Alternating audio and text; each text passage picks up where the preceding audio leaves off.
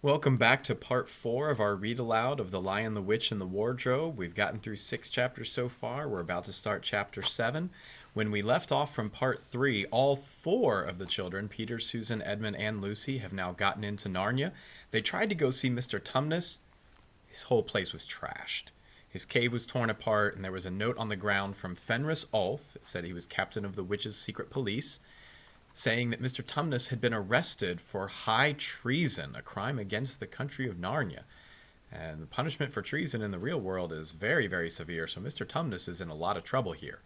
And then, right when we left off, they had noticed a robin with very red feathers, and Lucy had the idea of, hey, I wonder if he knows where Mr. Tumnus is.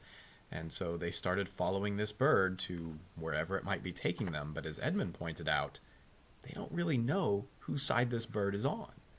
And they also realized at the end of part three's reading, they're lost. They don't know how to get home from where they're at. So we pick up there. While the two boys were whispering behind, both the girls suddenly cried out, "Oh no!" and stopped. "The robin!" cried Lucy. The robin, it's flown away!" And so it had, right out of sight. "And now what are we to do?" said Edmund, giving Peter a look which was as much to say, "What did I tell you?" "Shh, look," said Susan. "What is it?" said Peter. "There's something moving among the trees. Over there to the left." They all stared as hard as they could, and no one felt very comfortable. "There it goes again," said Susan presently. "I saw it that time too," said Peter. "It's still there. It's just gone behind that big tree." "What is it?" asked Lucy, trying very hard not to sound nervous. "Whatever it is," said Peter, "it's dodging us. It's something that doesn't want to be seen." "Let's just go home," said Susan.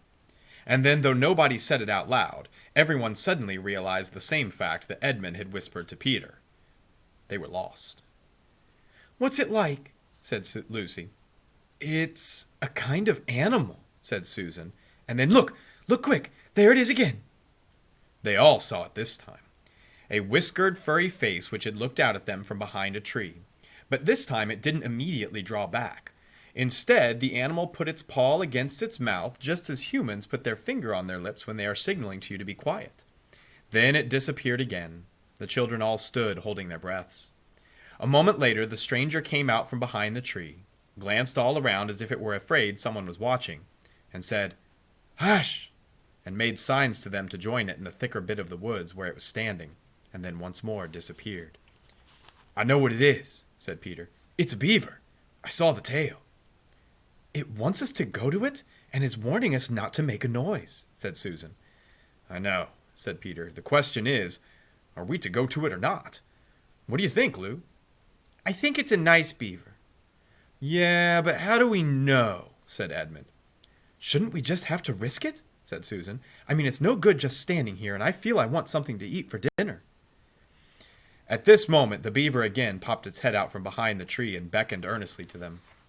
"Come on," said Peter. "Let's give it a try. But all keep close together. We ought to be a match for one beaver if it turns out to be an enemy." So the children all got close together and walked up to the tree and in behind it. And there, sure enough, they found the beaver. But it still drew back, saying to them in a hoarse, throaty whisper, "Further in! Come further in! Right in here! We're not safe in the open." Only when it had led them into a dark spot where 4 trees grew so close together their boughs actually met high above the ground, and the brown earth and pine needles could be seen underfoot because no snow had been able to fall there. Then it began to talk to them. "Are you the sons of Adam and daughters of Eve?" "We're some of them," said Peter. "Shh," said the beaver. "Not so loud, please. We're not safe even here." "Why? Who are you afraid of? There's no one here but ourselves," said Peter. "There are the trees. They're always listening," said the beaver. "Most of them are on our side, but there are trees that would betray us to her. You know who I mean." And it nodded its head several times. "If it comes to talking about sides," said Edmund, "how do we know you're a friend?" "Not meaning to be rude," Mr. Beaver, added Peter, "but you see we're strangers." "Quite right, quite right. Here is my token." With these words, the beaver held up to them a little white object. They all looked at it in surprise, till suddenly Lucy said, Oh, of course. It's my handkerchief, the one I gave to poor Mr. Tumnus. That's right, said the beaver. Poor fella. He got wind of the arrest before it actually happened and handed this over to me. He said that if anything happened to him, I must meet you here and take you on to... Here the beaver's voice sank into silence, and it gave one or two very mysterious nods. Then, signaling to the children to stand as close around it as they possibly could so that their faces were actually tickled by its whiskers, it added in a low whisper, They say Aslan is on the move. Perhaps has already landed. And now a very curious thing happened. None of the children knew who Aslan was any more than you do. But the moment the beaver had spoken these words, everyone felt quite different. Perhaps it has sometimes happened to you in a dream that someone says something which you don't understand, but in the dream it feels as if it had some enormous meaning. Either a terrifying one which turns the whole dream into a nightmare, or else a lovely meaning, too lovely to put into words, which makes the dream so beautiful that you will remember it all your life and are always wishing you could get into that dream again. It was like that now. At the name of Aslan, each one of the children felt something jump in his inside. Edmund felt a sensation of mysterious horror. Peter felt suddenly brave and adventurous. Susan felt as if some delicious smell or some delightful strain of music had just floated by her. And Lucy got the feeling you have when you wake up in the morning and realize it's the beginning of the holidays or the beginning of summer. You might want to notice there, 3 of them had a very positive reaction, but Edmund did not. Something to think about. And what about Mr. Tumnus? Where's he? Asked Lucy. Shh, said the beaver. Not here. I must bring you to where we can have a real talk, and also dinner. No one except Edmund felt any difficulty about trusting the beaver now, and everyone, including Edmund, was very glad to hear the word dinner. They therefore all hurried along behind their new friend, who led them at a surprisingly quick pace, and always in the thickest parts of the forest, for over an hour. Everyone was feeling very tired and very hungry, when suddenly the trees began to get thinner in front of them, and the ground fell steeply downhill. A minute later they came out under the open sky. The sun was still shining, and found themselves looking down on a fine sight. They were standing on the edge of a steep, narrow valley, at the bottom of which ran, at least it would have been running if it hadn't been all frozen, a fairly large river. Just below them, a dam had been built across this river, and when they saw it, everyone suddenly remembered that of course beavers are always making dams, and felt quite sure that Mr. Beaver had made this one. They also noticed that he now had a sort of modest expression on his face, the sort of look people have when they're visiting a garden that you've made, or reading a story you've written. So it was only common politeness when Susan said, What a lovely dam, Mr. Beaver. And Mr. Beaver didn't say hush this time, but, merely a trifle, and it isn't really finished yet. Above the dam there was what ought to have been a deep pool, but was now, of course, a level floor of dark green ice. Below the dam, much lower down, was more ice. But instead of being smooth, this was all frozen into the foamy and wavy shapes in which the water had been rushing along at the very moment when the frost came.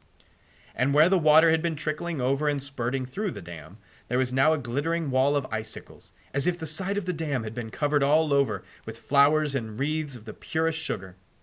And out in the middle, partly on top of the dam, was a funny little house shaped rather like an enormous beehive, and from a hole in the roof smoke was going up, so that when you saw it, especially if you were hungry, you at once thought of cooking and became hungrier than you were before. That was what the others chiefly noticed. Edmund noticed something else. A little lower down the river there was another small river which came down another small valley to join it. And looking up that valley, Edmund could see 2 small hills, and he was almost certain they were the 2 hills which the White Witch had pointed out to him when he parted from her at the lamp-post the other day. And then between them, he thought, must be her palace, only a mile off, maybe less. And he thought about Turkish delight and about being a king. Wonder how Peter'll like that, he asked himself. And horrible ideas came into his head. Here we are, said Mr. Beaver, and it looks as if Mrs. Beaver is expecting us. I'll lead the way, but be careful and don't slip. The top of the dam was wide enough to walk on, though not for humans a very nice place to walk, because it was covered with ice. And though the frozen pool was level with it on one side, there was a nasty drop to the lower river on the other. Along this route, Mr. Beaver led them in single file right out to the middle where they could look a long way up the river and a long way down it. And when they had reached the middle, they were at the door of the house. "Here we are, Mrs. Beaver. I found them. Here are the sons and daughters of Adam and Eve." And they all went in. The first thing Lucy noticed as she went in was a strange burring sound. And the first thing she saw was a kind-looking old she-beaver sitting in the corner with a thread in her mouth working busily at her sewing machine. And it was from the sewing machine that the sound came. She stopped her work and got up as soon as the children came in. "So you've come at last," she said, holding out both her wrinkled old paws. "At last. To think that ever I should live to see this day. The potatoes are on boiling and the kettle's singing, and I dare say, Mr. Beaver, you'll get us some fish." "That I will," said Mr. Beaver, and he went out of the house. Peter went with him, and across the ice of the deep pool to where he had a little hole in the ice which he kept open every day with his hatchet. They took a pail with them. Mr. Beaver sat down quietly at the edge of the hole. He didn't seem to mind its being so chilly, and looked hard into it. Then suddenly he shot in his paw, and before you could say Jack Robinson had whisked out a beautiful trout. Then he did it all over again until they had a fine catch of fish. Meanwhile, the girls were helping Mrs. Beaver to fill the tea kettle and lay the table and cut the bread and put the plates in the oven to heat and draw a huge drink for Mr. Beaver from a barrel which stood in one corner of the house, and to put on the frying pan and get the drippings hot. Lucy thought the Beavers had a very snug little home, though it was not at all like Mr. Tumnus's cave. There were no books or pictures, and instead of beds there were bunks like on board ship, built into the wall. And there were hams and strings of onions hanging from the roof, and against the walls were gum boots and oilskins and hatchets and pairs of shears and spades and trowels and things for carrying mortar, and fishing rods and fishing nets and sacks. And the cloth on the table, though very clean, was very rough. Just as the frying pan was nicely hissing, Peter and Mr. Beaver came in with the fish, which Mr. Beaver had already opened with his knife and cleaned out in the open air. You can imagine how good the newly caught fish smelled while they were frying, and how the hungry children longed for them to be done, and how very much hungrier still they had become before Mrs. Beaver said, "Now we're nearly ready." Susan drained the potatoes and put them all back in the empty pot to dry on the side of the range, while Lucy was helping Mrs. Beaver to dish up the trout, so that in a very few minutes everyone was drawing up stools. It was all three-legged stools in the Beavers' house, except for Mrs. Beaver's own special rocking chair beside the fire, and prepared to enjoy themselves.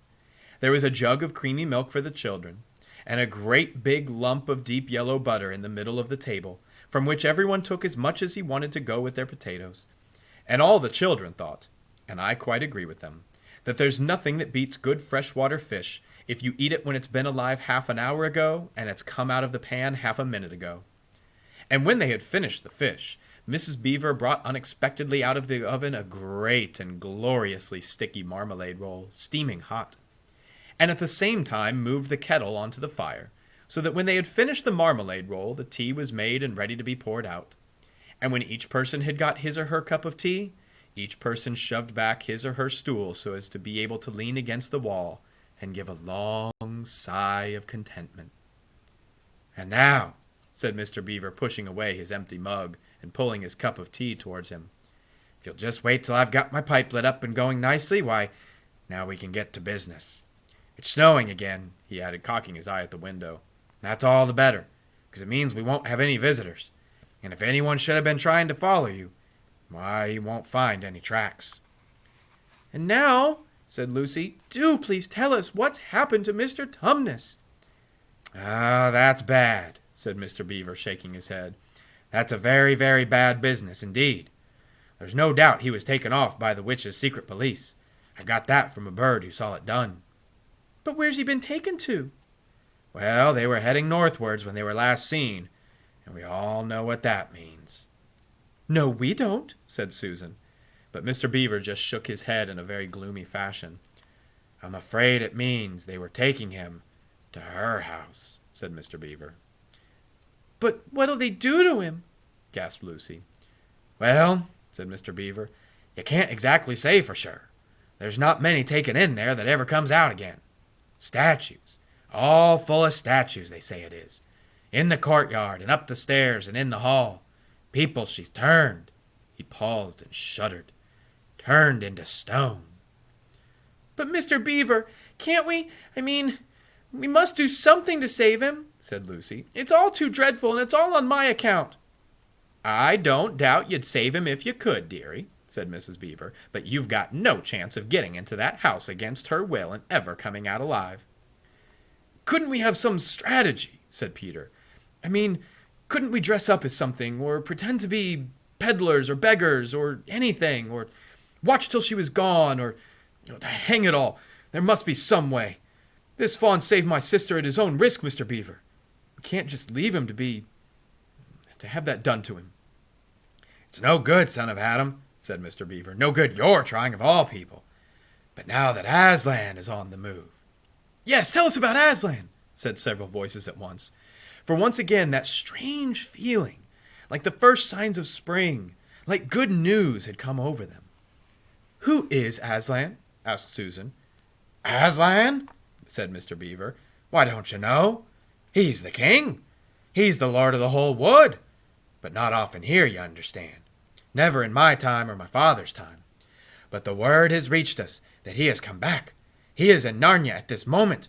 He'll settle the White Queen all right. It is he, not you, that will save Mr. Tumnus.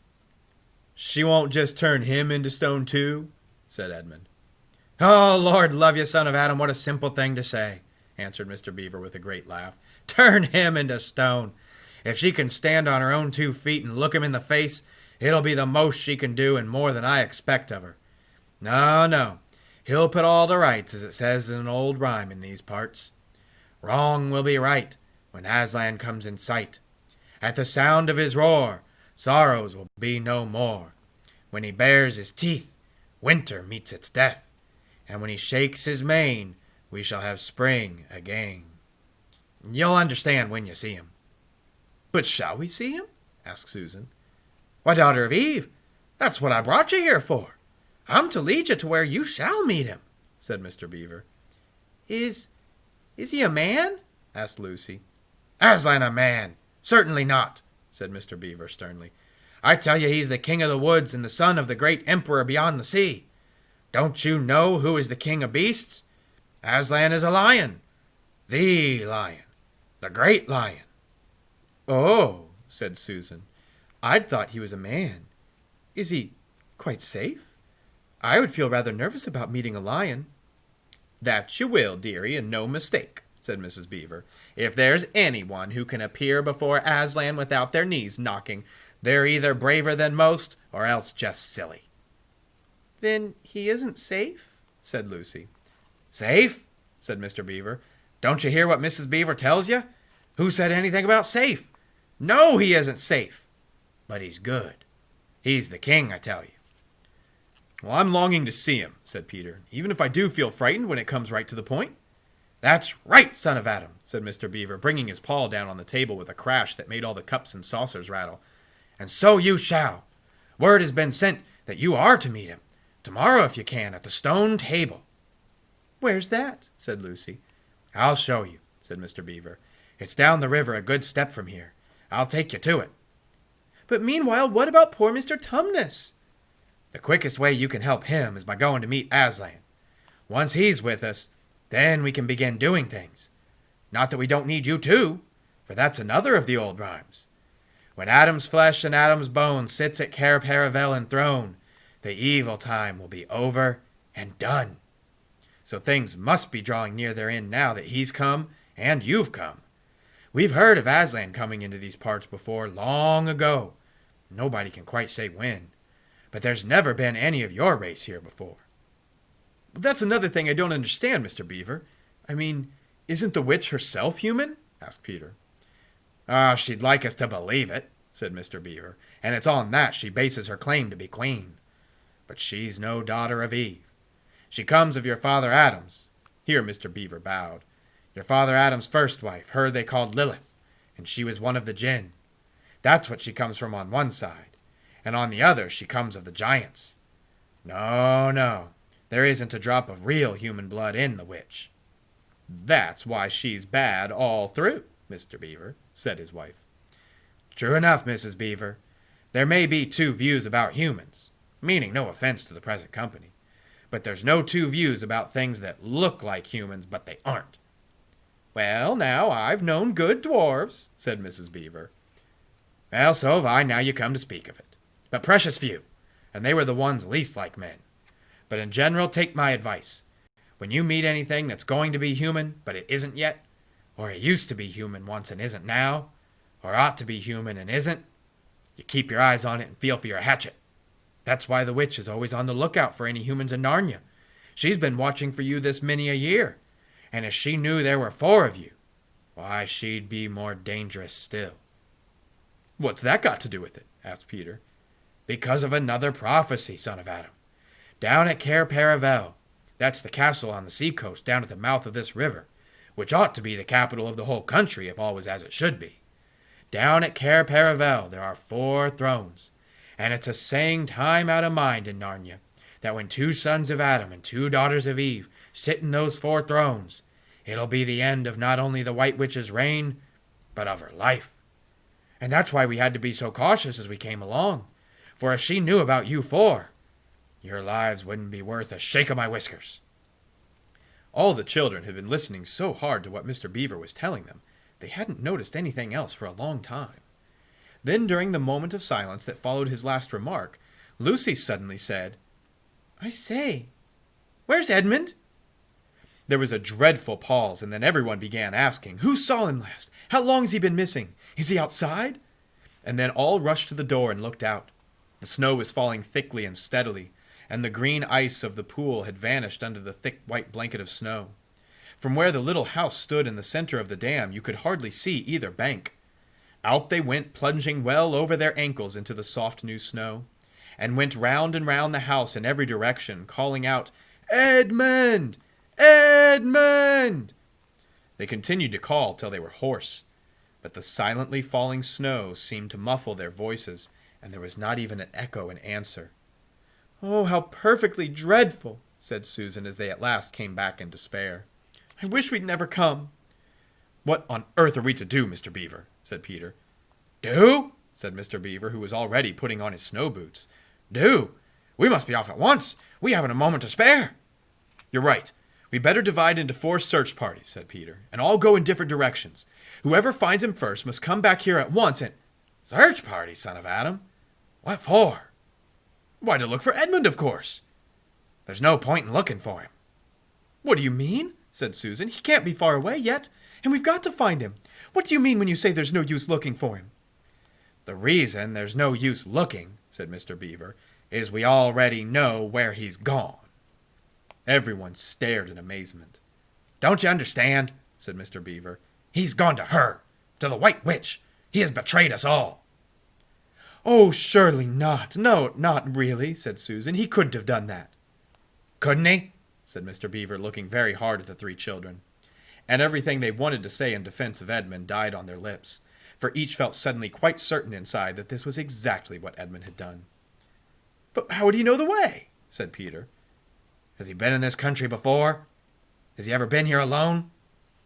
Yes, said Lucy, almost in a whisper. I'm afraid he has. Did he tell you what he'd done or who he'd met? Well, no, he didn't, said Peter. Then mark my words, said Mr. Beaver. He's already met the White Witch and joined her side and been told where she lives. I didn't like to mention it before, he being your brother and all. But the moment I set eyes on that brother of yours, I said to myself, treacherous. He has the look of one who's been with the witch and eaten her food. You can always tell them if you've lived long enough in Narnia. Something about their eyes. All the same, said Peter in a rather choking sort of voice, we still have to go and look for him. He is our brother after all, even if he is a little beast. He's only a kid. Go to the witch's house? Said Mrs. Beaver.